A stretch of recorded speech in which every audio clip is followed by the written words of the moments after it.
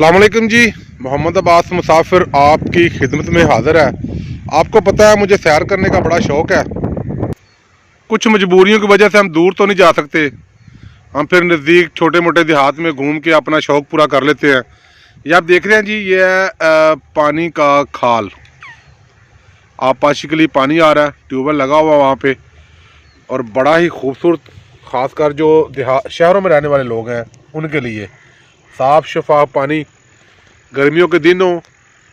और ऐसे पानी में आप पाँव डुबो के बैठे हों, किताब आपके पास हो, सोचें कितना मज़ा आएगा आपको।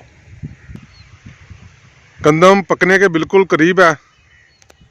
थोड़े अरसे बाद ये जो सब्ज़ गोशे हैं ये इंशाल्लाह सुनहरे रंग में तब्दील हो जाएंगे और गंदम तैयार हो जाएगी।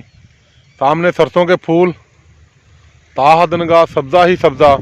अगर किसी ने पंजाब देखना है तो पंजाब देखने वाला होता है फरवरी और मार्च में। ये 2 माह जो है ये पंजाब देखने से तल्लुक़ रखता है।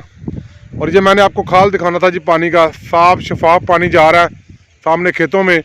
अगर इसी मंडेर पे बैठ के पाँव पानी में डुबो के आप बैठें, आपको कैसा महसूस होगा? आपने कमेंट्स में लाजमी बताना है जी। बहुत शुक्रिया। शाद रहें, आबाद रहें।